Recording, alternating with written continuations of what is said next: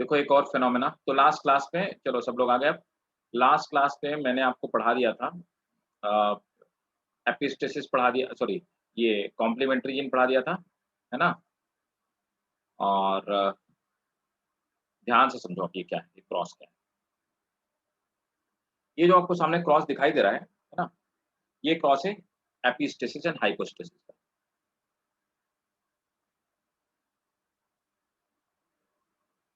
And hypostasis. तो मैंने आपको जो लास्ट क्लास में पढ़ाया था वो क्या था? सप्लीमेंट्री जीन, है ना? तो वो क्वेश्चन हो गया, ये क्वेश्चन हो गया, ये सब आपके नीट के लिए है, ये आपसे स्कूल में तो नहीं पूछे जाएँगे।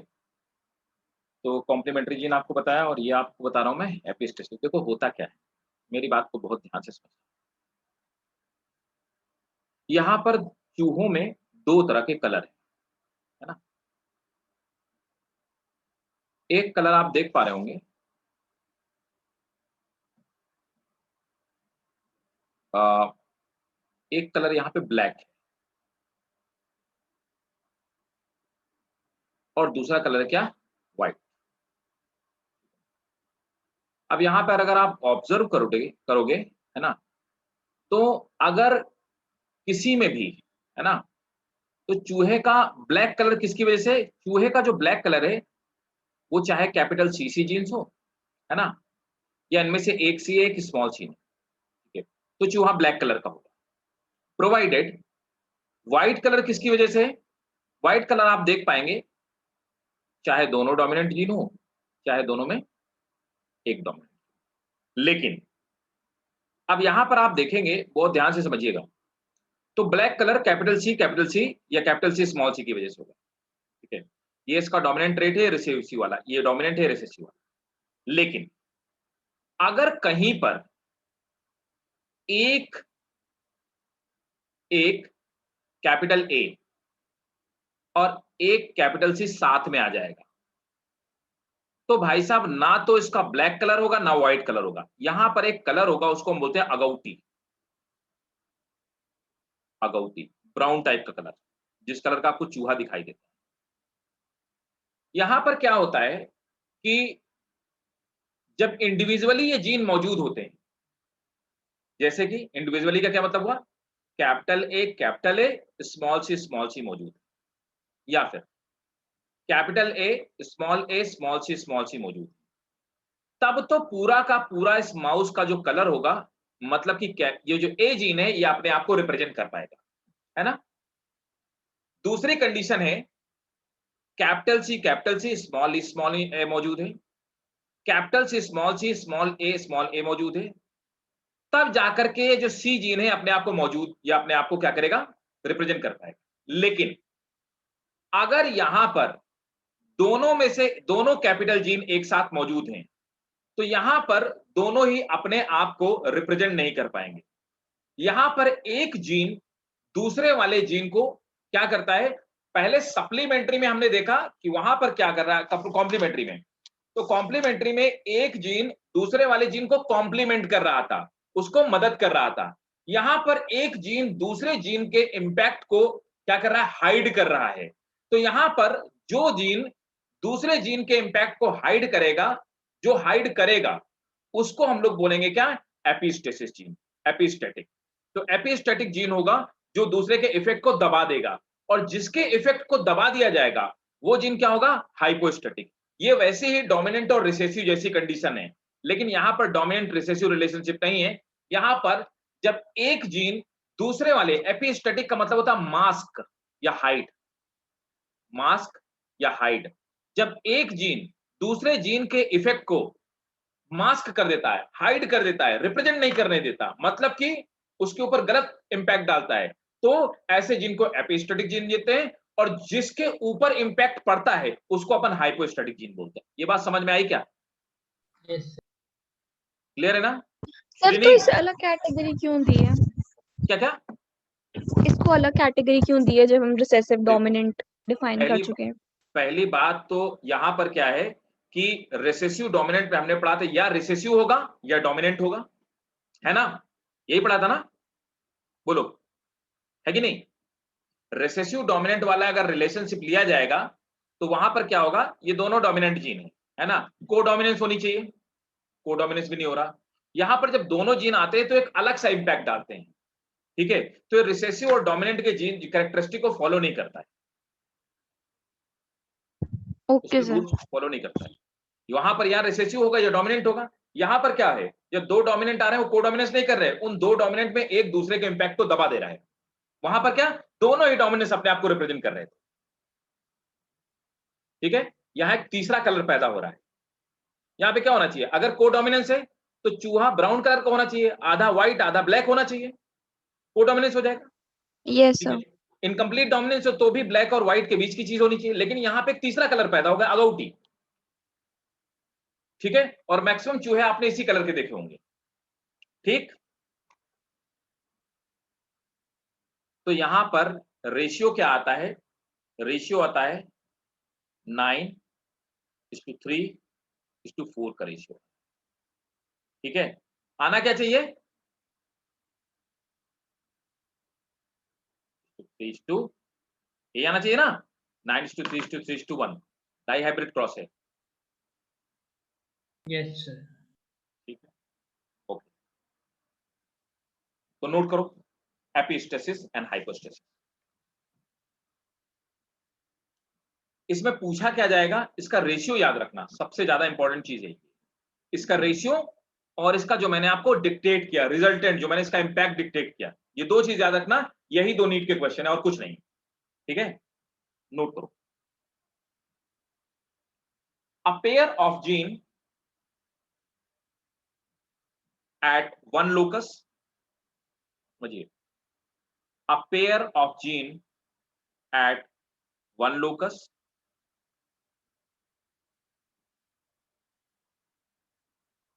may prevent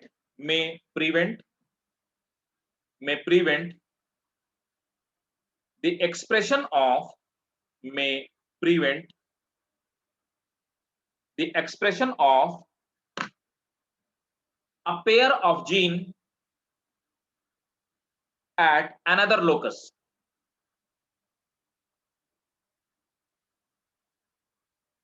Such genes are called inhibiting, such genes are called inhibiting or epistatic gene. Full stop. Next point. The prevention of expression, the prevention of expression of one pair of gene by another pair of gene, prevention of expression by one pair of gene, prevention of expression of one pair of gene by another pair of gene is known as epistasis. Full stop. In contrast to dominant, in which the expression of one allele, in contrast to dominance, where the expression of one allele is prevented by another allele of same gene. मैं इस बात को और clarify कर देता हूं। हमने पढ़ा था कि डोमिनेंट और रिसेसिव में एक कैपिटल ए जीन, छोड़ो कैपिटल एन, स्मॉल ये ले लेता हूं, कैपिटल टी स्मॉल टी, एक कैपिटल टी जीन दूसरे कैपिटल टी जीन के एक्सप्रेशन को छुपा देता है, लेकिन दोनों एक ही लोकस में मौजूद है, मतलब दोनों एक ही क्रोमोसोम में मौजूद है। यहां पर एक जीन का पेयर है, ये एक क्रोमोसोम में मौजूद है, दूसरे जीन का पेयर है, ये दूसरे क्रोमोसोम पे मौजूद है, मतलब कि एक लोकस में मौजूद जीन दूसरे लोकस में मौजूद जीन के इंपैक्ट को दबा रहा है। यहां पर क्या है, एक ही लोकस में दोनों जीन मौजूद हैं, ये दोनों आपस में अलील हैं, ये दोनों आपस में अलील नहीं है। यहां पर कितने अलील हैं? दो अलील हैं, एक कैपिटल ए, ठीक है। कितने अलील हैं देखिए, कैपिटल ए ये किसका अलील है? स्मॉल का एल का अलील है। यहां पर दूसरा अलील क्या है? कैपिटल बी, इसका दूसरा अलील क्या है? Small B. यहां पर दो अलील हैं, और डोमिनेंट और रिसेसिव कितना अलील है? एक ही अलील। क्लियर है? Yes sir. तभी तो इसको मैं डाई हाइब्रिड कह रहा हूं, वरना तो ये मोनोहाइब्रिड हो जाता है। श्रीनी, समझ आया बेटा? Yes sir. ठीक है, ओके। आर्यन, इंसिया, सब लोग को समझ में आ गया? ठीक। Yes sir.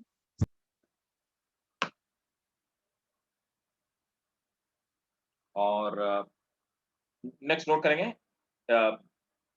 The gene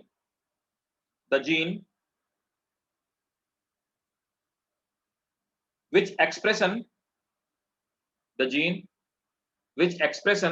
is prevented by, जिसका दबा दिया गया, the gene which expression is prevented by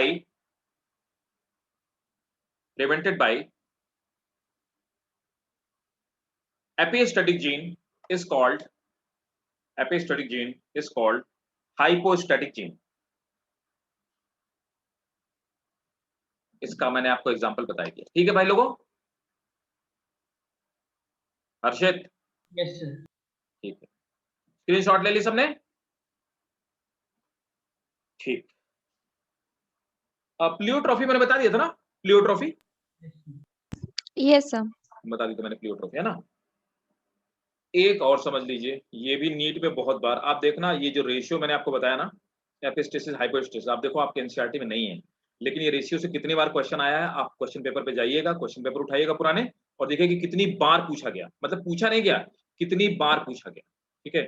इसलिए सर एक बार वो दिखा दीजिए। अच्छा, वो डायग्राम, यस सर। देखो जो मैंने लिखा था वो तो रिमूव हो गया होगा, है ना, लेकिन ना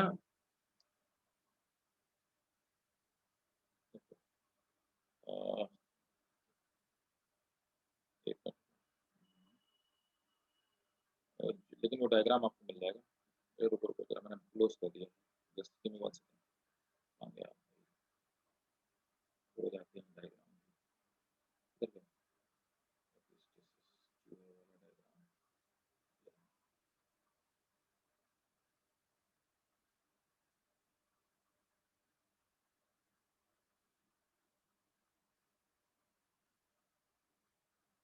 यस सर, हो गया।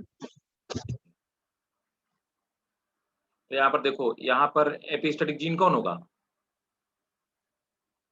कायदे से यहाँ पे सी होना चाहिए, ये ब्लैक होना चाहिए, है ना, क्योंकि ए तो व्हाइट कलर है। तो ए वाले ने क्या किया, सी वाले के इफेक्ट को दबा दिया, है ना, हाइड कर दिया, और एक अगौटी हो गया। तो ए वाला एपिस्टेटिक जीन हो गया, सी वाला हाइपोस्टेटिक जीन हो गया। सर आपने क्या कहा था कि अगर एक भी कैपिटल ए आ जाए तो ब्लैक बनेगा, एक भी हाँ, कैपिटल। एक नहीं, एक भी अगर कैपिटल सी आ जाए तो ब्लैक रहेगा। और व्हाइट के लिए क्या था? व्हाइट के लिए क्या था कि स्मॉल सी, एक एटलीस्ट कैपिटल ए होना चाहिए, या दोनों कैपिटल ए होने चाहिए। ओके। अच्छा, लीथल जीन में बताता हूँ, लीथल जीन भी बहुत बार पूछा गया। लीथल जीन,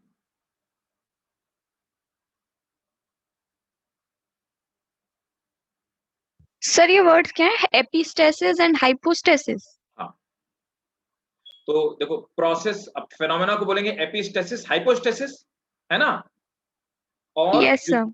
और जीन को क्या बोलेंगे, एपिस्टैटिक या हाइपोस्टैटिक, ठीक है, ठीक ना। जैसे जीन को अपन बोलते हैं डोमिनेंट, और फेनोमेना को क्या बोलते हैं, डोमिनेंस। Yes sir, okay. देखो मतलब एक नाउन एक वर्ब है, बस इतना है। पूरा बंद करना। देखो अब यहां पर क्या होगा, लीथल जीन, सिंपल रेसेसिव और उस पर मत जाओ, बस लीथल जीन समझो क्या है, बस इतना ही आपको समझना है। देखो यहां पर एक माउस है, वो येलो कलर का है, कैपिटल वाई स्मॉल वाई, इसका जीनोटाइप है। दूसरा भी येलो कलर का, हम 2 येलो कलर के माउस को क्रॉस करवाते हैं, गैमीट बना कैपिटल वाई स्मॉल वाई, ठीक है ना। कैपिटल वाई मर गया, died. Capital Y small y exist करेगा, small y capital Y exist करेगा, स्मॉल वाई एग्जिस्ट करेगा। यहाँ पर कोई भी जिसका जीनोटाइप कैपिटल वाई होगा मतलब डोमिनेंट होमोजाइगस, तो यहाँ पर डोमिनेंट होमोजाइगस सर्वाइव ही नहीं करेगा, नॉट सर्वाइव। और रेशियो क्या होगा इसका, क्या रेशियो हो जाएगा, देखो 2:1 का,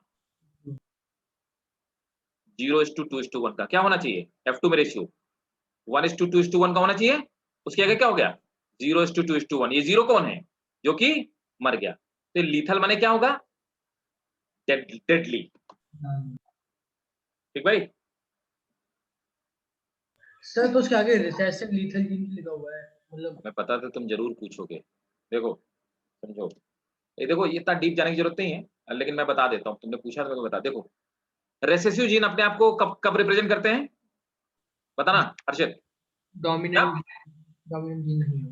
एक घूसा मारेंगे तुमको, नहीं सॉरी, जब सर मतलब जब एक और रिसेसिव जीन के साथ फिर से होमोजाइगस। बोलो, जब कहाँ पे होते हैं, होमोजाइगस कंडीशन में, है कि नहीं। Yes sir. देखो डॉर्फ का बंदा है स्मॉल डी है ना, तो यस अगर कोई जीन अपना इंपैक्ट होमोजाइगस कंडीशन में शो करता है तो वो कैसा होगा, रिसेसिव। समझ गया ना। तो डेथ कब रिप्रेजेंट सर होती है, हाँ। आपने अभी क्या बताया सर, मेरा नेट चला गया था।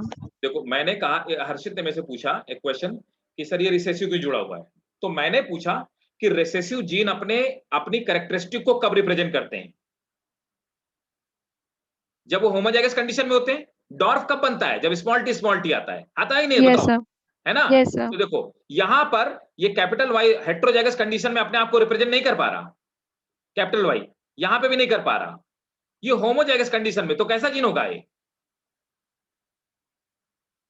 Recessive gene. रिसेसिव। यस तो सर। लीथल जीन कैसा है, रेसेसिव, समझे हर्षित।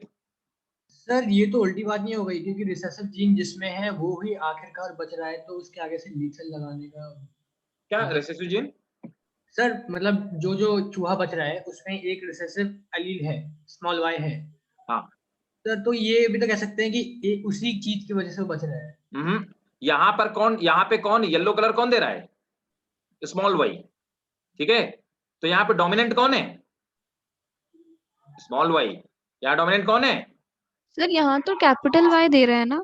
नहीं बेटा, कैपिटल वाई देखो ना, यहाँ पे जो कलर आ रहा है जिसकी वजह से बच रहा है वो कौन है, ये sorry, small y. Small Y.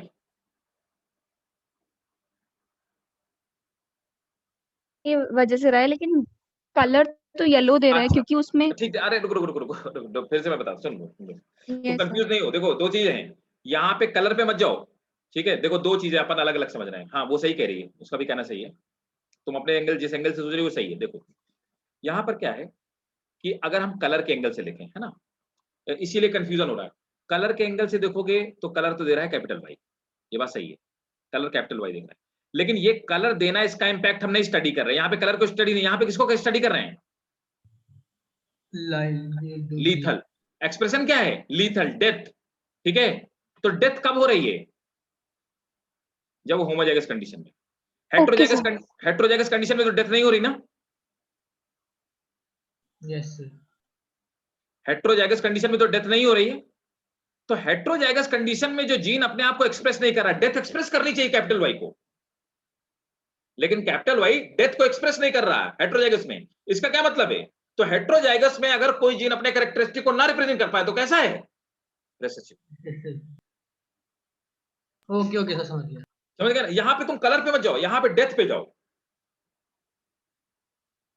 Yes sir, मतलब कैपिटल वाई ही रिसेसिव है एक्चुअली। हाँ कैपिटल वाई ही रेसेसिव किसके लिए है, कौन सी कैरेक्टरिस्टिक के लिए, डेथ के लिए। Yes sir. लीथल के लिए। यस। नोट कर लिया, एक और समझो। अब मैं डोमिनेंट लीथल दिखाई देता हूं, जब तुमने इतना पूछ ही लिया है, जब समझ ही रहे हो तो फिर पूरा ही समझ लो। देखो हम वो भी दिखाते हैं तुमको, वैसे ये इतना नहीं पूछा जाएगा, लेकिन मैं बता देता हूँ। सिर्फ लीथल जीन याद रखना, लीथल का रेशियो याद रखना है ना, और ये चूहे वाला एक्सपेरिमेंट याद रखना। मेरे पास वो भी एक्सपेरिमेंट है। सर तभी वो थर्ड वाले को स्मॉल y पहले लिखा था ना उसमें, स्मॉल y फिर कैपिटल y। अभी क्या बताया मैंने, लीथल रिसेसिव बताया ना, है ना। लीथल डोमिनेंट बताता हूँ, lethal recessive.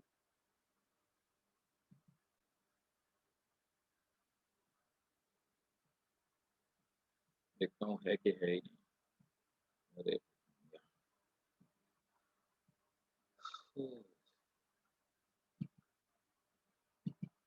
Lethal recessive, recessive lethal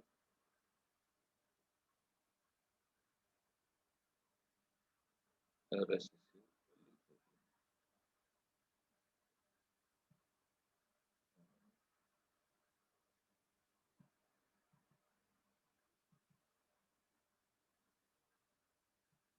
एक मिनट,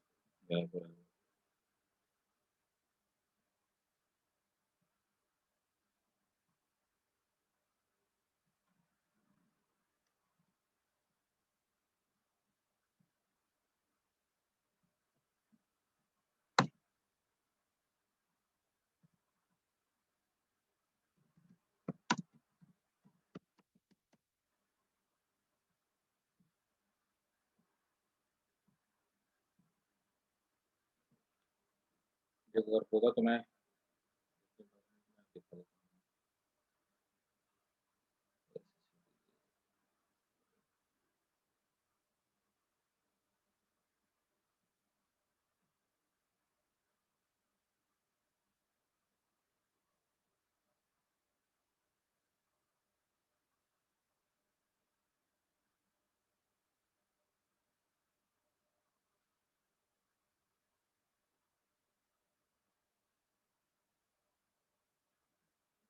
देखो डोमिनेंट लीथल का कोई एग्जांपल भी नहीं रहा मुझे।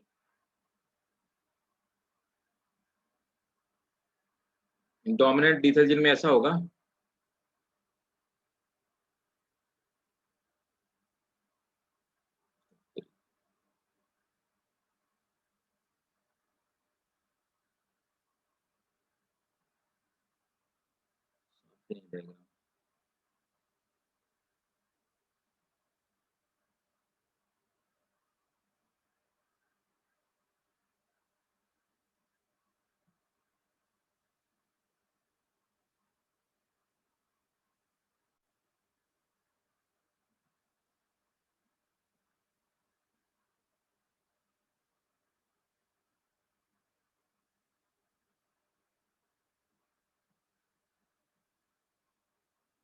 चलो बाद में कभी बताऊंगा, अभी मुझे मिल नहीं रहा, डायग्राम नहीं मिल रहा उसका। क्रॉस डोमिनेंट लीथल भी मेरे पास था।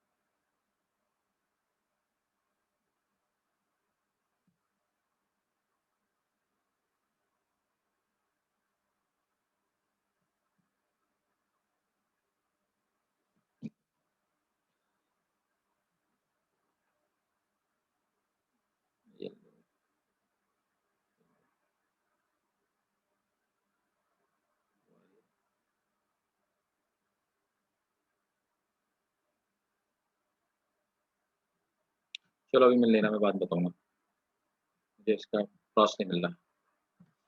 ठीक है, वो हेटेरोजाइगस कंडीशन में भी सर्वाइव नहीं करेगा, ना होमोजाइगस डोमिनेंट सर्वाइव करेगा, ना हेटेरोजाइगस डोमिनेंट कंडीशन। वो सिर्फ रिसेसिव जो इंडिविजुअल होंगे, वहां उसका एक क्रॉस होता है, रिसेसिव इंडिविजुअल होंगे सिर्फ वही सर्वाइव करेंगे। उसमें आपको हेटेरोजाइगस और होमोजाइगस डोमिनेंट कहीं नहीं मिलेगा, मिलेगा ही नहीं, कुछ ही नहीं मिलेगा, ऐसे एग्जिस्ट ही नहीं करते। तो वो हाइपोथेटिकल एक क्रॉस होता है, मतलब क्योंकि ऐसे इंडिविजुअल क्योंकि हेटेरोजाइगस ही नहीं मिलेंगे तो मेनली जीन आएगा कहाँ से, ऐसा होता है। तो नोट करेंगे लीथल जीन्स, सिर्फ हेडिंग आएंगे lethal jeans.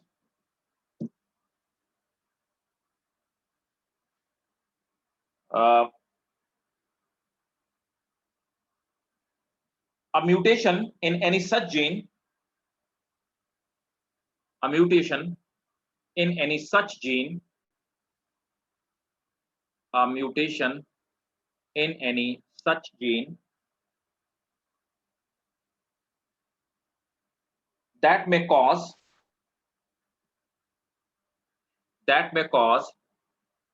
synthesis of that may cause synthesis of that may cause synthesis of non-functional or malfunctional protein, non-functional or malfunctional protein, and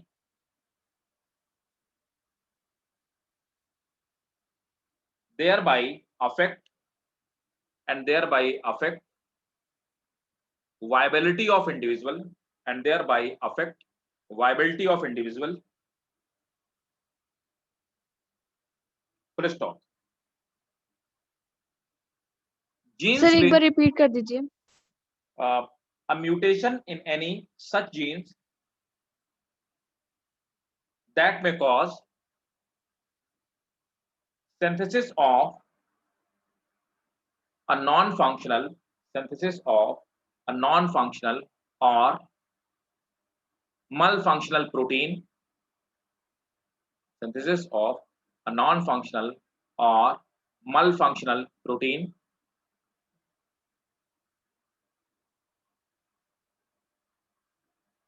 and that affect viability of individual,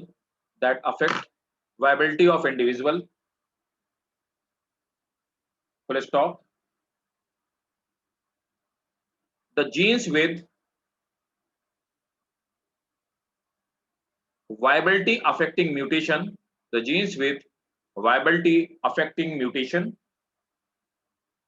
are called lethal genes,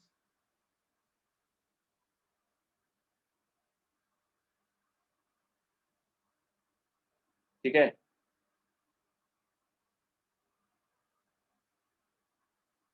note कर लो. They may be of two type.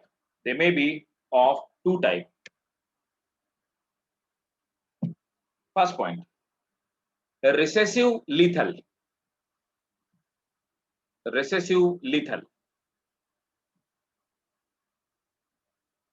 In case of recessive lethal,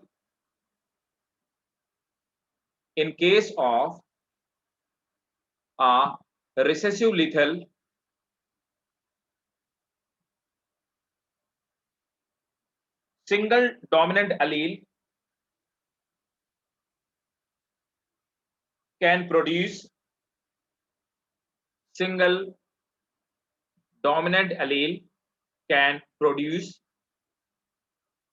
a normal phenotype,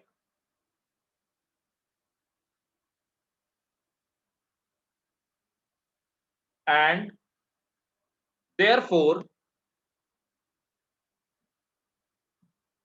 heterozygous survive.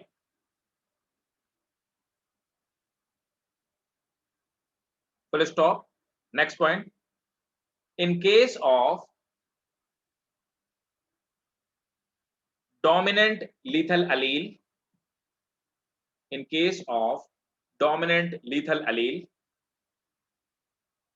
heterozygous, in case of dominant lethal allele, heterozygous fails to survive.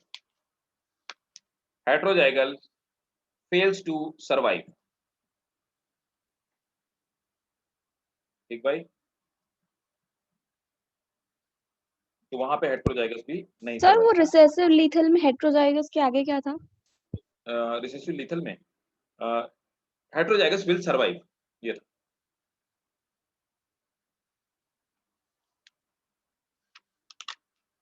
अब next से आपको समझानी है chromosomal theory of inheritance. वो भी होगा ना, दे रखा है. क्रोमोसोमल थ्योरी ऑफ इनहेरिटेंस ये दे रखा है, और ये भी आप नोट कर लो क्रोमोसोमल थ्योरी. फिर इसके बाद लिंकेज पढ़ाऊंगा.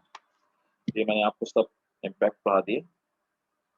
और जस्ट वन सेकंड, मैं आपको क्रोमोसोमल थ्योरी ऑफ इनहेरिटेंस ये कहती है, शटन और बोवरी की थ्योरी है, उन्होंने बताया कि क्रोमोसोम्स, अभी बताया तो नहीं ना क्रोमोसोमल थ्योरी ऑफ इनहेरिटेंस, नहीं बताई ना? अच्छा एक चीज, one more thing, test cross back cross बताई क्या मैंने? वो भी तो रहता अभी नहीं ना, नहीं बताया ना? टेस्ट क्रॉस और बैक क्रॉस वो भी करना है, बहुत इंपॉर्टेंट है टेस्ट क्रॉस बैक क्रॉस भी, दोनों के लिए, नीट के लिए भी और आपके स्कूल के बोर्ड के लिए भी। सर ये लीथल जीन वाला हमने देखा कि जब होमोजाइगस स्मॉल बाय देखो भाई स्मॉल, समझो मेरी बात को, अगर वो लीथल, मैं तुम्हें वैसे समझा देता हूँ, अगर वो लीथल जीन है, ये क्या कहते हैं, एक मिनट रुकना।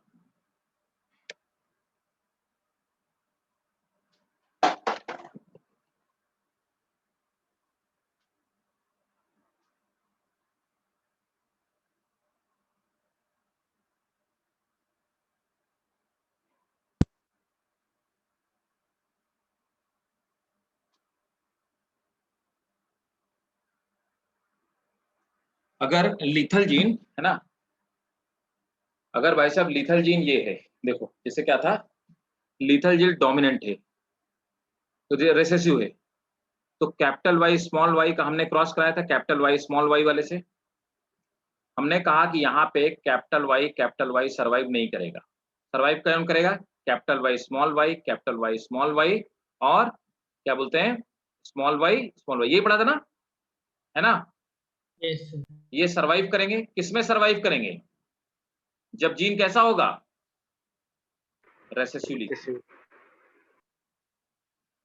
अगर ये डोमिनेंट लीथल होता तो ना तो ये सर्वाइव करते, कैपिटल वाई स्मॉल वाई भी सर्वाइव नहीं करता, ये भी सर्वाइव नहीं, सिर्फ सर्वाइव कौन करता? Small Y. ओके समझ आया? सर उसके लिए पेरेंट्स भी तो होने चाहिए ना? मैं वही तो कह रहा हूँ कि मैं वही कह रहा था कि उसके लिए प्रैक्टिकली ये भी तो होना चाहिए, पेरेंट होना चाहिए, है ना? तो ये प्रैक्टिकली पॉसिबल नहीं, ये थ्योरेटिकली सिर्फ पॉसिबल है, क्योंकि भाई उसके लिए पेरेंट भी तो होने चाहिए, तो पेरेंट ये कहां से आएगा भाई? ये कैपिटल वाई का जीन कहां से आएगा? हेटेरोजाइगस होना चाहिए, सर्वाइव करना चाहिए, लेकिन ऐसा नहीं होता है, तो प्रैक्टिकली ये पॉसिबल नहीं है, ठीक है? सर मैं ये कह रहा था कि जैसे रिसेसिव लीथल में जो स्मॉल बाय था उसका कलर भी चेंज आ रहा है, तो उसका कलर भी सर एकदम अलग आ रहा है ना, येलो की जगह ग्रे आ जा रहा है। ये लोग किस वाले की बात कर रहे हो? सर रिसेसिव लीथल में वो जो स्मॉल बाय था उसका अरे कलर, पूछ रहा है यार।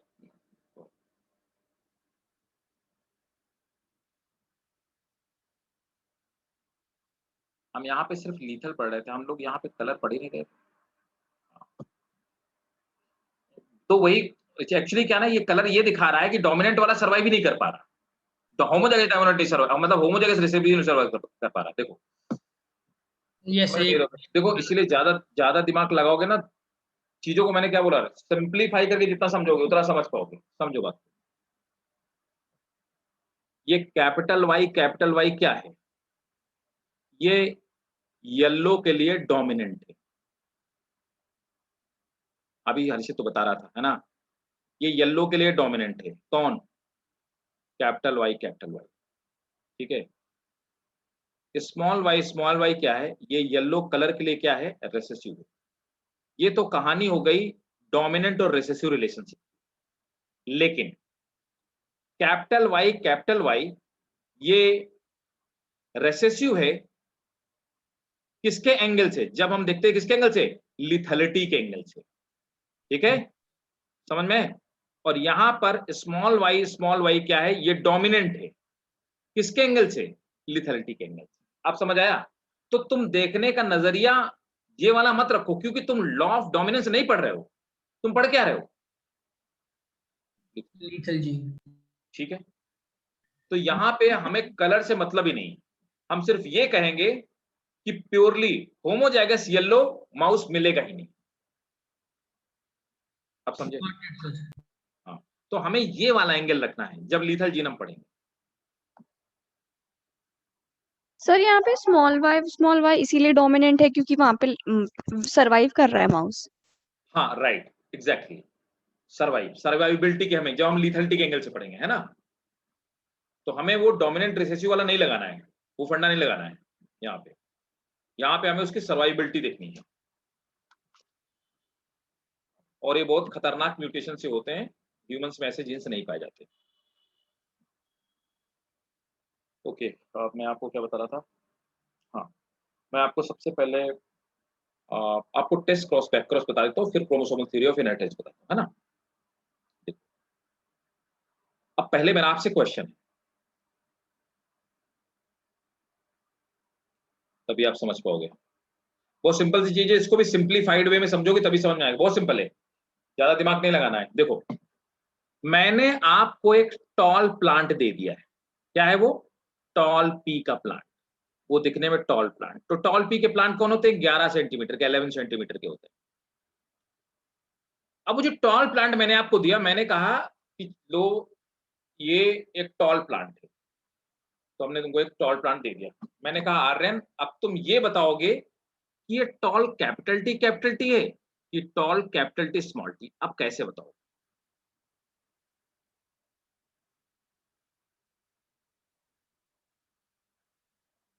तुम कहोगे तो आर्यन में से कहेगा कि सर मैं इसको टेस्ट करके आपको बता सकता हूं, ठीक है।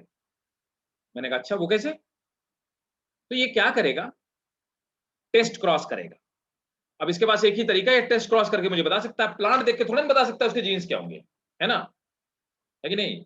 Yes sir. नास्ट्रेदामस तो है नहीं कि प्लांट देख के बता देगा सर इसका जीनोटाइप क्या है ना। तो यस ये सर। बोलेगा सर मैं टेस्ट करके बताऊंगा आपको। मैं कहूंगा चलो अच्छा भाई आप टेस्ट करके बताओ, ठीक है। तो इसने कहा आप रुको मैं आपको टेस्ट क्रॉस करके बताता हूँ। इसने टेस्ट क्रॉस किया। टेस्ट क्रॉस में क्या करता है कि इसका एक फंडा है, ये टेस्ट क्रॉस में क्या करता है कि हमेशा जो भी एक्सपेरिमेंट पहले उसने ये एक्सपेरिमेंट 1, ये एक्सपेरिमेंट 2, तो इसने पहले 1 वाले को पकड़ा। इसने क्या किया कि कैपिटल टी को, ये टॉल वाला, इसको तो पता नहीं क्या है कैपिटल, तो इसने पहले वाले प्लांट को लिया और होमोजाइगस रिसेसिव पेरेंट से, हम मतलब या जो भी रेसेसिव, ऑब्वियसली रेसेसिव तो होमोजाइगस ही होगा, तो इसने क्या किया, रेसेसिव पेरेंट से इसको क्रॉस करवा दिया। किससे, रेसेसिव पेरेंट से इसको क्रॉस करा दिया, है ना, टेस्ट करने के लिए। अब इसने क्या किया, इसने देखा कि सब प्लांट कौन आ रहे हैं, capital T small T, capital T small T, capital T small T, capital T small T. तो इसने देखा कि यहाँ पे रेशियो क्या आ रहा है, 4:0 का रेशियो आ रहा है। तो इसने देखा कि अगर ये रेशियो 4:0 का आ रहा है, तो इसने एक्सपेरिमेंट किया, देखा 4:0, इसने बोला कि सर जो आपने मुझे प्लांट दिया वो होमोजाइगस डोमिनेंट है। मैंने कहा अच्छा। मैंने कहा दूसरा प्लांट दिखाओ, तुमको तो 2 प्लांट मैंने दिए, दोनों टॉल हैं। तो बोला रुको मैं अभी आपको ये बताता हूँ कि दूसरा वाला प्लांट कैसा है। इसने क्या किया, फिर से पकड़ा दूसरे वाले प्लांट कि वो भी क्या है, उसको भी चेक करके बताऊंगा। फिर इसने क्या किया, फिर वही रिसेसिव वाले पेरेंट को पकड़ लिया। अब इसने क्या किया, जब क्रॉस कराया तो capital T small T, capital T small T, small T small T और स्मॉल टी स्मॉल टी। इसने कहा कि देखो भाई साहब यहाँ पे रेशियो 2:2 का है, आपका मन हो तो आप मान लो 1:1 का रेशियो, जो आपकी मर्जी हो मान लो, ठीक है। इसने कहा इसमें 1:1 का रेशियो आया है, मतलब क्या है, ये होमोजाइगस, ये हेट्रोजाइगस डोमिनेंट है। तो इस तरह से इसने रेशियो चेक करके बता दिया कि होमोजाइगस डोमिनेंट था या हेट्रोजाइगस डोमिनेंट। जब हम किसी भी डोमिनेंट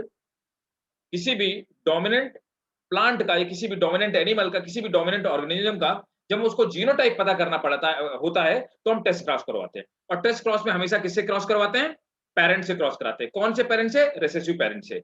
अगर रेशियो 4:0 का आएगा तो जो भी आपके पास ऑर्गेनिज्म है वो होमोजाइगस डोमिनेंट है। अगर रेशियो 1:1 का आता है या 2:2 का आता है, whatever you want to understand, take it. तो अगर ये रेशियो 2:2 का आता है, इसका मतलब क्या है, ये हेट्रोजाइगस डोमिनेंट है। Is it clear to everyone? Yes sir. Sir जरूरी सिर्फ रिसेसिव पेरेंट्स से कराएं, अगर हम सेल्फिंग कराएंगे तब भी तो हमें पता चल जाएगा। करवा के देख लो, अच्छा जरा करा के मुझे दूसरा कोई तरीका बताओ मुझे। Selfing sir. हाँ, काहे से सेल्फिंग करवाओगे, खुद से कैपिटल टी को खुद ही से सेल्फिंग करवाओगे, अच्छा कैसे बताओगे, रुको जरा, इसे क्या कंफ्यूजन निकलता है। चलो हम तुम्हारी बात मान लेते हैं, तुमको कहना है सेल्फिंग करवा दें, है ना। तो कैपिटल टी स्मॉल टी की जब सेल्फिंग करवाओगे तो रेशियो 1:2:1 का आएगा। Yes sir. ठीक है, ये कहाँ से बता रहा है कि ये क्या क्या बोलते हैं, वो ये यहाँ पे जो प्लांट ये दो बने, ये कौन है, ये टॉल है, हेटेरोजाइगस का। ये वही तो है। ठीक है, तुम कैसे प्रूव कर सकते हो यहाँ से कि ये जो प्लांट था, जो एक्सपेरिमेंटल प्लांट था, वो होमोजाइगस या हेटेरोजाइगस था। सर अगर हम कंपेयर करें सपोज जैसे इससे पहले हमने कैपिटल टी लिया था, तो उसमें रेशियो देखेंगे तो 4:0 का आएगा। क्या? सर अगर हम capital T into capital T करेंगे तो रेशियो आएगा 4:0 ऑल होमो। अच्छा, ये करेंगे तो ये रेशियो आएगा 1:2:1। और अच्छा, सर तो ऐसे तो हम बता सकते हैं ना कि कौन क्या है। अच्छा, ऐसे बता सकते हैं कौन क्या है? तो यहाँ पे कैपिटल टी ऐसे ले लेते हैं, कैपिटल टी है, ठीक है।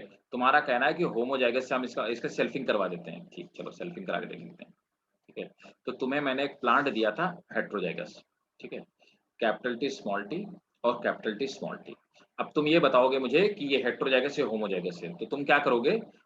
कैपिटल टी है ना, ठीक है, कैपिटल टी स्मॉल टी, ठीक, small T capital T small T है ना, 1:2:1 का रेशियो आ गया यहाँ पे, ठीक है। Yes, अब फिर क्या दूसरा वाला प्लांट तुमको जो दिया है उसको भी तुम क्या करोगे?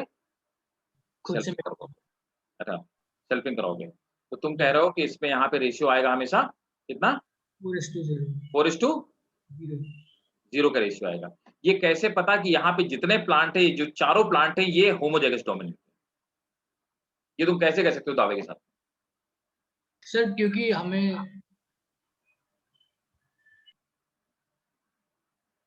Sir okay sir got it. हाँ, नहीं कह सकते हो ना मंडल, हमसे तुमसे बहुत ज्यादा बुद्धिमान आदमी तो भाई साहब,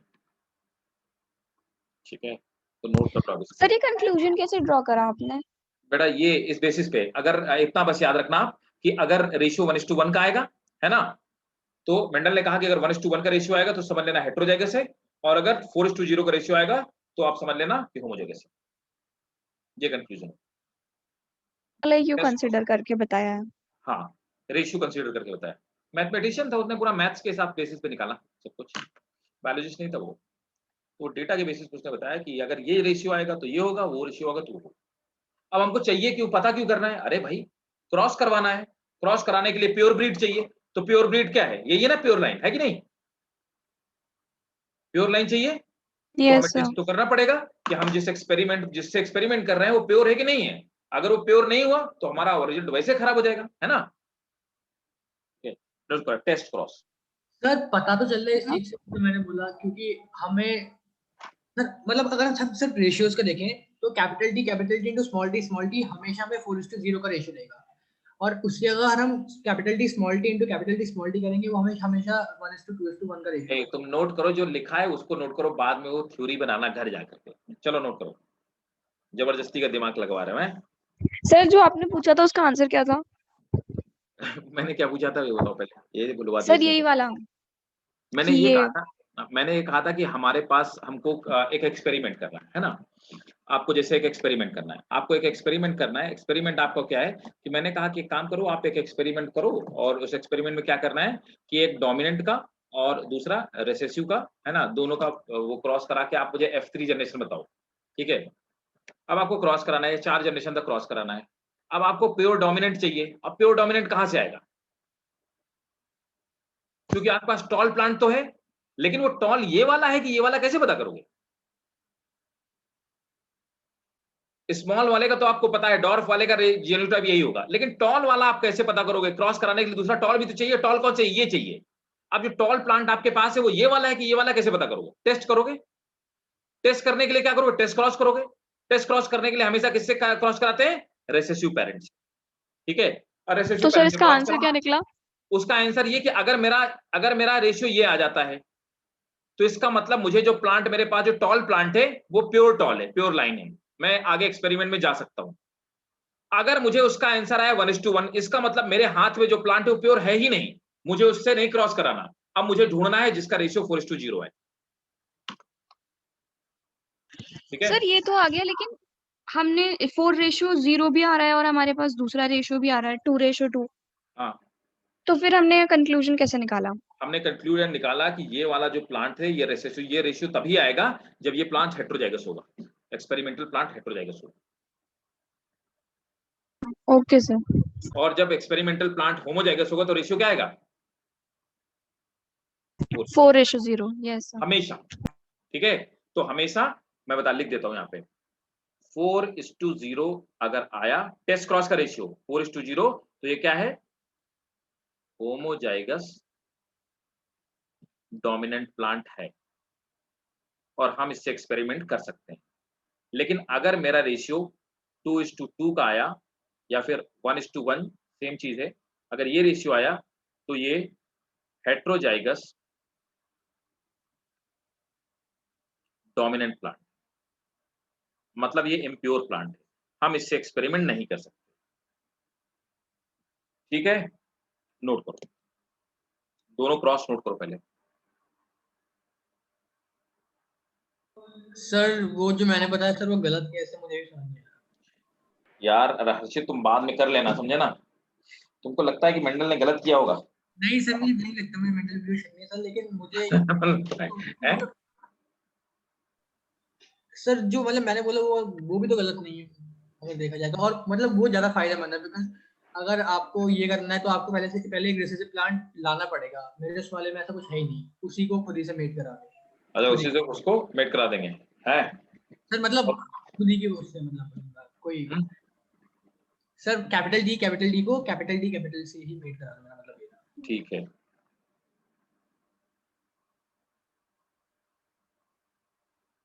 तुम्हें प्लांट तुम्हारे पास 2 ही हैं, है ना? तुम कहाँ से ढूंढ के लाओ? तुम्हें कैसे पता है? अब हर्षित तुम समझो बात मेरी, तुम कैसे बता सकते हो कि भाई तुमने कहा कि चलो सर मैं सेल्फिंग करा दूंगा, तुम्हें मैंने प्लांट दे रखे हैं, ठीक है, 2 टॉल प्लांट, है ना? एक प्लांट ये है, दूसरा प्लांट ये है। तुम कह रहे हो मैं दोनों की सेल्फिंग कराऊंगा, ठीक है, दोनों की सेल्फिंग कराऊंगा, राइट? तो दोनों की सेल्फिंग तुम जब करवाओगे तो तुम्हें क्या पता कि ये होमोजाइगस है, या तुम कैपिटल टी इसकी सेल्फिंग करवा रहे हो, या इन दोनों की, या इसकी सेल्फिंग करवा रहे हो, ठीक है, या इसकी सेल्फिंग करवा रहे हो। तुम ये कैसे ड्रॉ आउट करोगे कि तुम इन्हीं की सेल्फिंग करवा रहे हो? तुम्हें इतने एक्सपेरिमेंट करने हैं, ठीक है, और मैं तुमसे, मेंडल तुमसे कहता है कि तुम्हें कुछ नहीं करना, तुम्हारा पहला वाला प्लांट और दूसरा वाला प्लांट, तुम सिर्फ इसको एक बार क्रॉस करा दो स्मॉल टी, या इसको करा दो स्मॉल टी, रेशियो देख लो, और रेशियो अगर मैच करता है तो डोमिनेंट या रिसेसिव का डिसीजन यहीं पे हो जाए।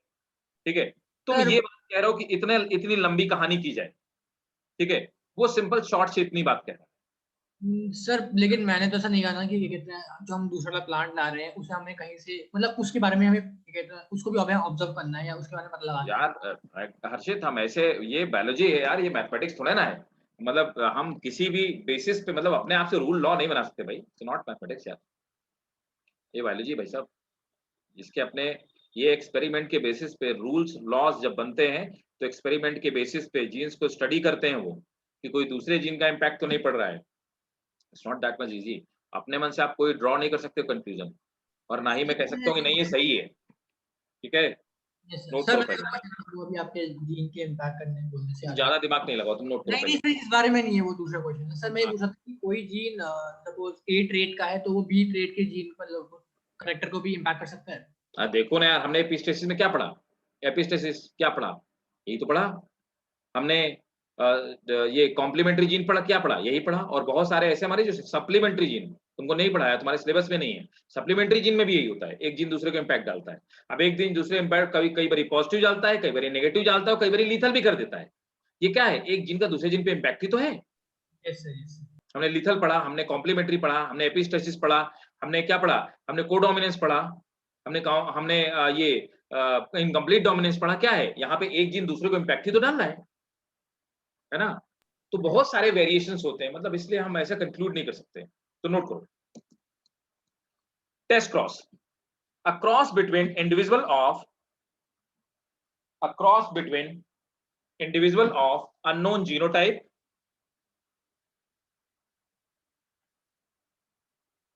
and an individual which is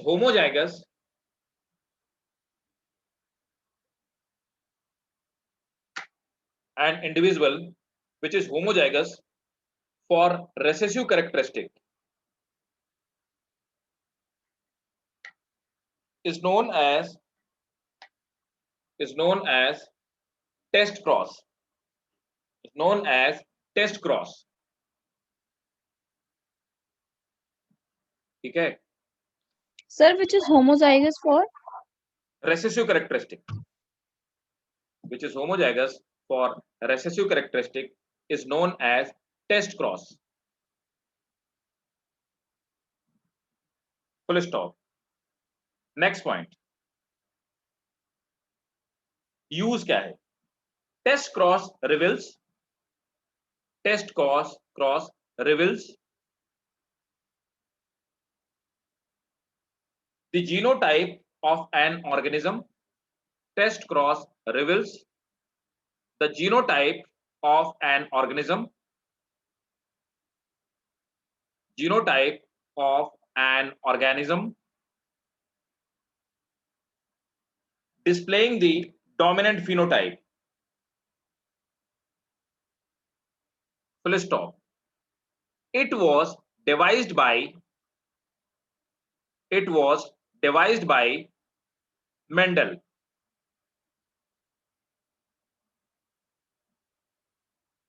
ये इसका भी स्क्रीनशॉट ले लो, सेम चीज है जो मैंने आपको अभी समझाया, और मैं रेशियो यहीं पे लिख देता हूँ नीचे। इस वाले क्रॉस का रेशियो आएगा 4:0 और इसका रेशियो आएगा 2:2, और आपसे रेशियो पूछा जाएगा, रेशियो याद रखिएगा। ये 3 मार्कर क्वेश्चन होता है जब आपके बोर्ड में पूछा जाएगा, और टेस्ट क्रॉस और बैक क्रॉस से क्वेश्चन सुन जाते हैं। अब आते हैं बैक क्रॉस, अच्छा हाँ, अब आते हैं back cross. Sir, organism displaying the के आगे क्या था? Organism displaying the dominant phenotype. तो कह रहा है वो ऑर्गेनिज्म तो डोमिनेंट फिनोटाइप डिस्प्ले कर रहा है ना, ये वाला, तो इसका जीनोटाइप पता करने का जो तरीका उसको अपन टेस्ट क्रॉस कहते हैं। Okay, sir. तो मैंने आपसे कहा कि टेस्ट क्रॉस मोनोहाइब्रिड का ये है, तो डाई हाइब्रिड का टेस्ट क्रॉस क्या होगा?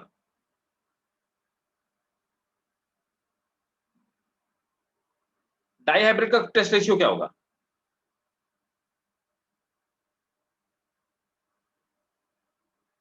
तो मैंने आपको कहा था a dihybrid cross is the cross of 2 monohybrid cross. याद आया? ये बताया कि नहीं बताया? a dihybrid cross क्या होती है? Monohybrid cross into monohybrid cross. Proof कर लिया जाए तो डाईहाइब्रिड क्रॉस का रेशियो क्या होता है? F2 का रेशियो क्या होता है? निकाल लेते हैं। F2 का रेशियो क्या होता है? 9:3:3:1। यही रेशियो होता है ना F2 का। मोनोहाइब्रिड का क्या होता है? मोनोहाइब्रिड का क्या होता है? F2 का रेशियो 3:1 इंटू 3:1। देखो 3 3 जा 9, 3 1 जा 3, 1 3 जा 3, 1 1 जा 1। आ गया रेशियो, प्रूफ कर दिया ना। तो a dihybrid cross is the cross of 2 monohybrid cross. Proof हो गया? Yes sir. ठीक है। A trihybrid cross is the cross of 3 monohybrid cross.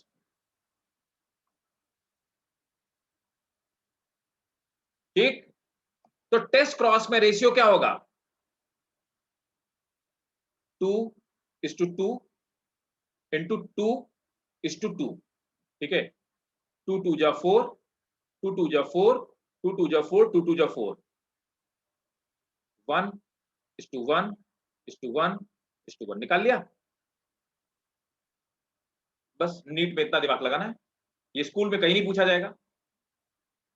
मैंने तो पढ़ा, मेरे तो सिलेबस में क्या है? Test cross of monohybrid. अब वो मेरे से क्या पूछने लगा नीट में? Test cross of dihybrid. निकाल देंगे, 1:1:1 निकाल लिया। सही ना? Yes sir. यस। तो अगर ऐसा कोई क्वेश्चन है तो दिमाग लगाना, ठीक है। चलो अब बैक क्रॉस आ जाते हैं। श्रीन सही है ना? समझ आ गया ना? Yes, sir. सर हाँ बोलो भाई साहब। वो अगर ये डोमिनेंट वाला हुआ कैपिटल टी तो ये 16:0:0:0 आएगा ना? क्या क्या डोमिनेंट वाला? 4:0 into 4:0। वही होगा।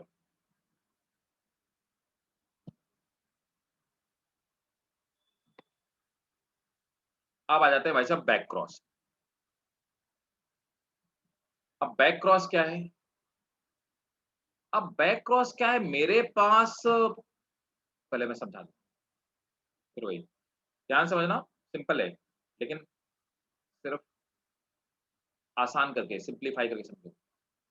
मेरे पास तो प्लांट यही वाले हैं, ठीक है, ज्यादा प्लांट मेरे पास यही वाले हैं, ये वाले। अब मैं क्या करूं कि मेरे पास कैपिटल टी भी आ जाए और मेरे पास स्मॉल टी भी आ जाए, है ना, जिससे कि मैं फाइनली एक मेरे पास कैपिटल टी मिल जाए और एक मेरे पास स्मॉल टी मिल जाए और मैं फाइनली क्रॉस करवा। तो मैं क्या करता हूं, तो मुझे क्या करना है, मुझे अचीव करना है प्योर होमोजाइगस डोमिनेंट, ठीक है। और दूसरा मुझे क्या चाहिए अपने एक्सपेरिमेंट के लिए, प्योर होमोजाइगस रेसेसिव चाहिए। इन दोनों को हम प्योर लाइन कहते हैं। तो प्योर लाइन या प्योर ब्रीड का क्या मतलब हुआ, प्योर लाइन या प्योर ब्रीड का मतलब हुआ कैपिटल टी और स्मॉल टी। प्योर लाइन बनाने के लिए अब हमारे पास मैक्सिमम जो प्लांट होते हैं, एक्सपेरिमेंट जब हम लोग शुरू करते हैं फील्ड में तो हमारे पास यही प्लांट होते हैं, है ना। तो अगर मुझे प्योर होमोजाइगस चाहिए डोमिनेंट, तो मैं क्या करूंगा, इसका बार बार बहुत बार इससे करूंगा, किससे, डोमिनेंट पेरेंट से क्रॉस कराता जाऊं, डोमिनेंट पेरेंट से क्रॉस कराता हूं, और जितनी बार मैं क्रॉस कराता जाऊंगा डोमिनेंट वाले का रेशियो बढ़ता जाएगा।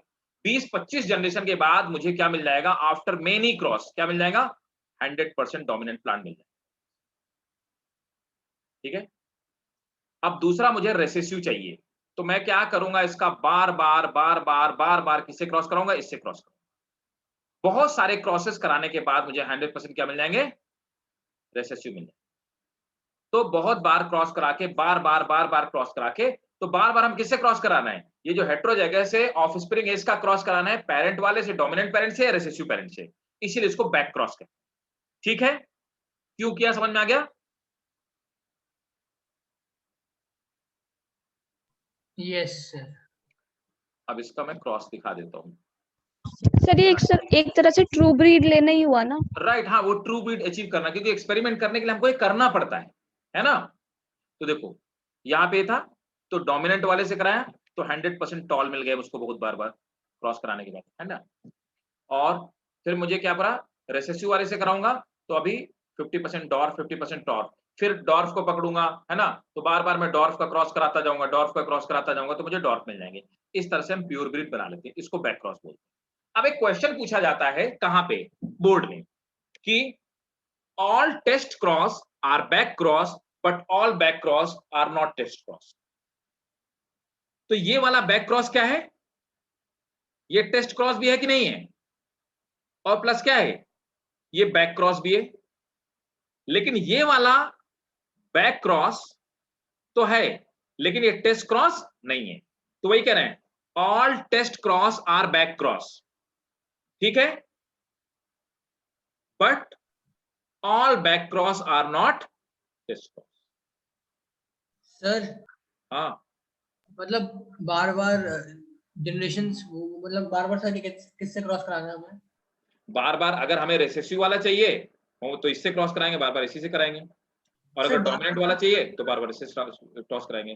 तो इस वाले को जब क्रॉस कराएंगे तो हमें बहुत सारी जनरेशन के बाद मिलेगी डोमिनेंट प्योर ब्रीड। सर मतलब क्रॉस कैसे कराना है, जैसे सबसे पहले हमने कैपिटल टी का स्मॉल टी से कराया तो हमको ये मिला 50% टॉल 50% हुआ, इसके बाद किसका किससे कराना अब इसमें क्या हुआ ना, देखो यहाँ पर क्या हुआ, अब हम जितने टॉल वाले हैं सबको बार बार कराते जाएंगे, तो आप देखोगे स्मॉल टी का रेशियो घटता जाएगा और कैपिटल टी का रेशियो बढ़ता जाएगा। यहाँ पे क्या करेंगे, जो कैपिटल वाले हैं ना इसको अलग कर देंगे, इसको अलग कर देंगे, इनको ले लेंगे, इन्हीं का बार बार क्रॉस कराते जाएंगे, तो हमारे पास बहुत सारे प्लांट मिल जाएंगे जो डॉर्फ प्लांट होंगे। अच्छा, तो मतलब जो हमें होमोजाइगस रिसेशन मिला है यहाँ पे, हाँ, क्योंकि मुझे एक्सपेरिमेंट तो ये चाहिए ना, एक्सपेरिमेंट के लिए मुझे प्योर ये चाहिए और प्योर ये चाहिए, तो ये अचीव करने के लिए मैं एक्सपेरिमेंट प्रेप की तैयारी कर रहा हूं पहले, है ना। Yes sir. सर मतलब इसके बाद हमें सेल्फिंग करानी है ना सर, हाँ, बार बार सेल्फिंग करानी है, किससे नहीं, सेल्फिंग नहीं करानी है, हमें इसी से करवाना है, किसे? पेरेंट से बार बार कराएंगे, पेरेंट से बार बार, पेरेंट से, इसका जो पेरेंट था, रेसेसिव पेरेंट। अच्छा अच्छा ओके, मतलब और सर तो हम सभी की ले रहे हैं, हम जो जो हमें रिजल्ट चाहिए वही लेते हैं। हाँ, वही जो हमको रिजल्ट चाहिए हम वही लेंगे। सर ऐसा तो सेकंड जनरेशन में आ जाएगा, 25 जनरेशन तो लगेगी। हाँ, तो वही ना कि बहुत सारी जनरेशन करना पड़ेगा ना, एक जनरेशन में थोड़े ना होगा, बहुत बार कराते हैं हम लोग ये, तब प्योर ब्रीड मिलती है। नोट करो बैक क्रॉस, और ये इसका स्क्रीनशॉट लो, इसको नोट कर लेना। बैक क्रॉस पूछा जाएगा, दोनों आप बना के आओगे। नोट करो back cross, a genetic cross between a hybrid organism and a genetic cross between a hybrid organism and one of the original parent type, one of the original parent type, one of the original parent type is called back cross, is called back cross.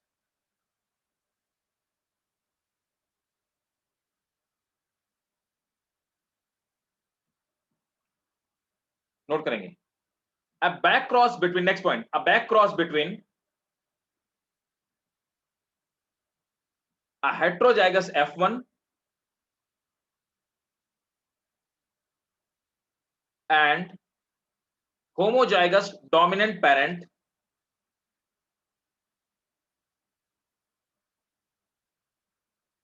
gives the progeny, gives the progeny having, gives the progeny having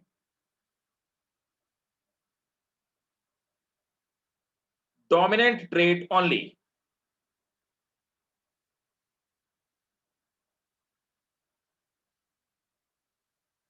Next point, on other hand,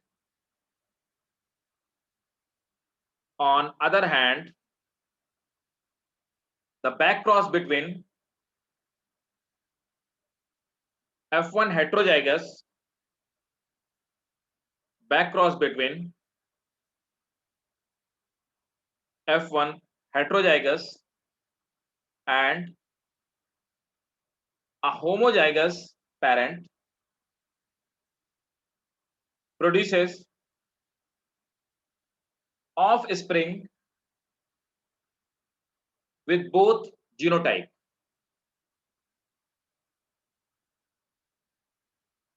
Full stop. Next point, the back cross used by plant and animal breeder, use क्या है? The back cross is used by plant and animal breeder as a rapid method, as a rapid method to multiply, rapid method to multiply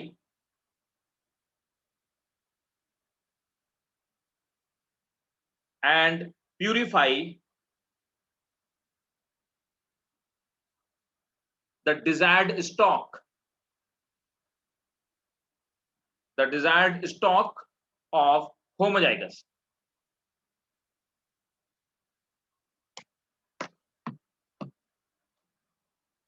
ठीक है, next, chromosomal theory of inheritance.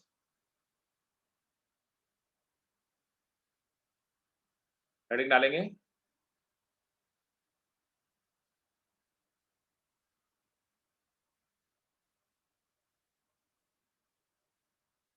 Sir वो line क्या बोली आपने, every test cross is a back cross but note कर लो, note करो, note, every test cross is back cross, but every back cross, every test cross is back cross, but every back cross is not test cross.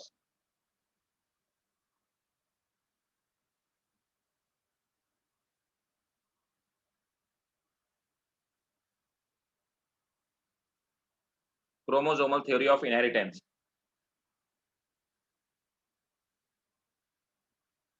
ये दो लोगों ने दी थी मिलकर के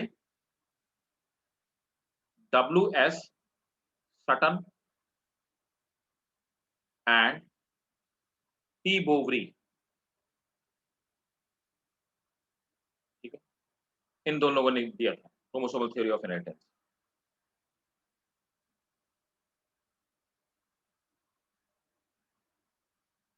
नोट कर लो क्रोमोसोमल थ्योरी ऑफ इनहेरिटेंस क्या थी। फर्स्ट पॉइंट, मतलब कुल मिला के उन्होंने बोला कि क्रोमोसोम होते हैं, क्रोमोसोम में जीन्स पाए जाते हैं, जीन्स कैरेक्टरिस्टिक ले जाते हैं वगैरह वगैरह, यही थी। नोट करो, स्पर्मेटोजोआ एंड ओवम, स्पर्मेटोजोआ पहला पॉइंट है, spermatozoa and ovum carry all heredity trait,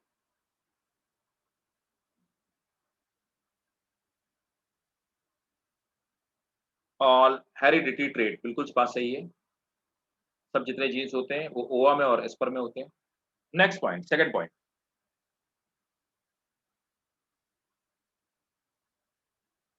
it shows that all heredity trait reside inside nucleus. It shows that all heredity trait reside inside nucleus, बिल्कुल बात सही है, सब DNA nucleus में पाया जाता है। Third point, nucleus contain chromosomes,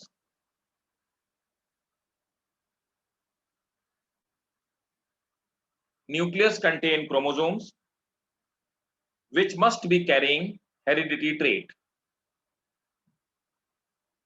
Nucleus contain chromosome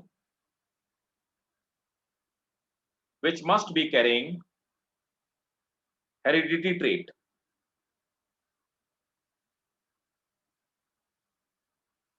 Next point, Sutton suggests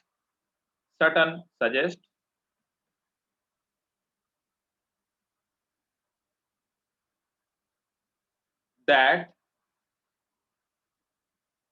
actual physical heredity units, Sutton suggests that actual physical heredity units are genes. Underline करो, important है। Sutton suggests that actual heredity units are genes which are physically located on chromosomes, which are physically located on chromosomes and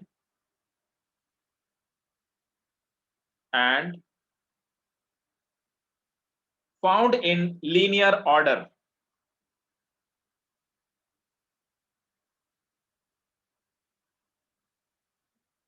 Full stop इसी में लिखेंगे।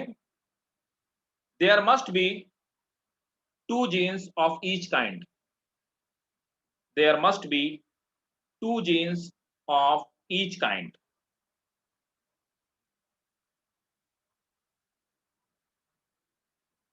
One in each homologous chromosome.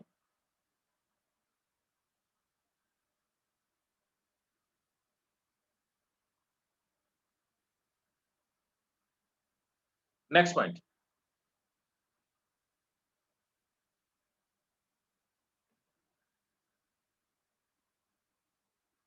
The homologous chromosome separate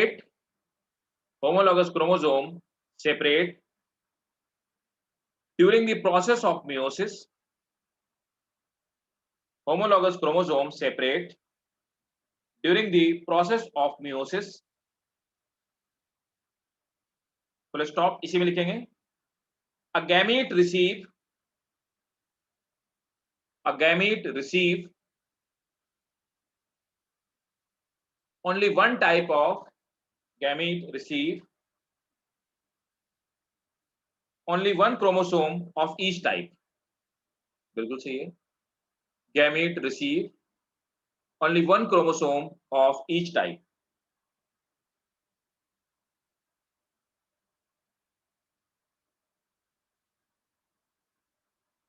Next point important है. There are more number of characters than chromosome. There are more number of characters than chromosomes. इसका मतलब क्या है? एक chromosome में बहुत सारे जीन पाए जाते हैं. Hence, each chromosome must be carrying multiple genes. Hence, each chromosome must be carrying multiple chromosomes.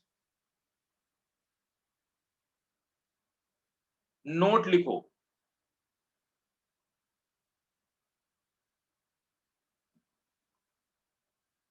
This theory was confirmed by Morgan. This theory was confirmed by Morgan in 1933.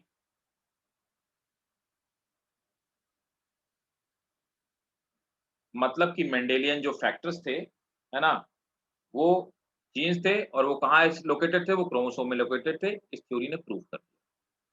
ठीक भाई. तो ये थी हमारी chromosomal theory of inheritance in 1933. 1933. Okay. तो ये हमारी prove हो गई. क्रोमोसोमल थ्योरी ऑफ इनहेरिटेंस हो गया. और अब नेक्स्ट चीज है लिंकेज एंड क्रॉसिंग ओवर. इसमें भी थोड़ा दिमाग लगाना पड़ेगा. लिंकेज और क्रॉसिंग ओवर. देखो, तब तक मैं बता देता हूँ कि लिंकेज होती क्या है. देखो, लिंकेज क्या होता है कि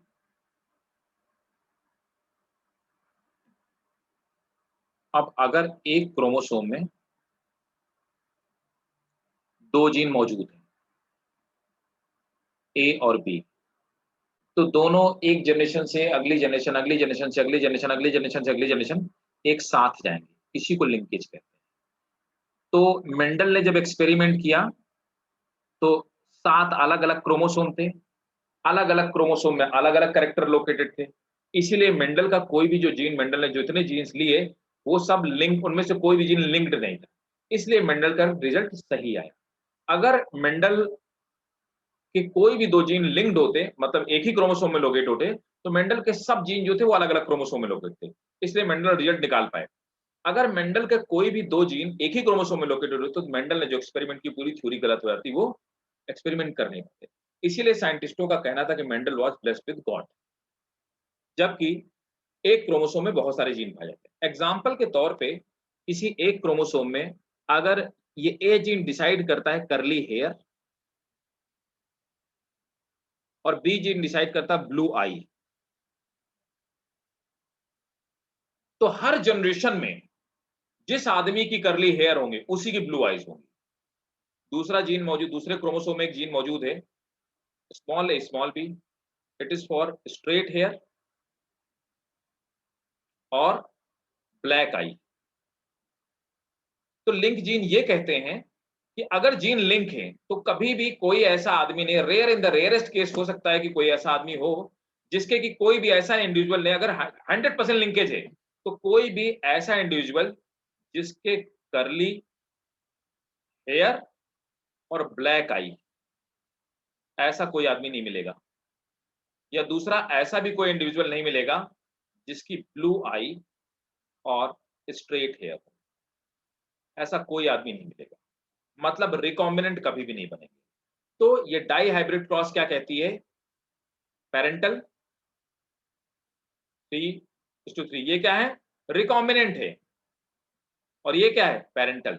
तो डाई हाइब्रिड क्रॉस होती बोलती है कि रेशियो होना चाहिए 9:3:3:1 का, जिसमें ये पेरेंटल होगा और ये पेरेंटल होगा. लेकिन ये रेशियो तभी आएगा जब जीन लिंक होंगे, तो ऐसा बिल्कुल रेशियो नहीं आएगा. जब जीन लिंक होंगे तो 50% बनेंगे कौन, मतलब कि यहाँ पे टोटल कितने इंडिविजुअल बने जाकर के 16, तो यहाँ पर 8 इंडिविजुअल बनेंगे कौन से ये, तो रेशियो आएगा 8:8 का, मतलब 1:1 का रेशियो आएगा। ये एक पेरेंट से मिलकर मैच करता होगा, ये दूसरे पेरेंट से मैच करता होगा। ठीक है, मेंडल की अगर बात की जाए, डाइहाइब्रिड क्रॉस है ना, तो डाइहाइब्रिड क्रॉस में मेंडल के हिसाब से क्या होना चाहिए, मेंडल के हिसाब से 9 इंडिविजुअल ऐसे बनने चाहिए जिनका कि अब मान लेते हैं ये डोमिनेंट है, तो मेंडल के हिसाब से 9 इंडिविजुअल वो बनने चाहिए जिनके करली और ब्लू हो, ठीक है, और 3 ये बनने चाहिए, 3 ये बनने चाहिए, और दूसरा क्या, एक कौन बनना चाहिए, एक बनना चाहिए स्ट्रेट और ब्लैक वाला, यही होना चाहिए ना मेंडल के हिसाब से। लेकिन अगर जीन लिंक होंगे तो बिल्कुल ये वाला कॉम्बिनेशन बिल्कुल नहीं बनेगा, 50% ये बनेंगे और 50% ये बनेंगे। समझ में आया? तो लिंकेज कहती है कि जो लिंक जीन होते हैं वो जनरेशन टू जनरेशन आपस में एक साथ ट्रेवल करते हैं, वो कभी भी सेपरेट नहीं होते हैं गैमीट फॉर्मेशन के टाइम। तो लिंकेज किसका एक्सेप्शन है?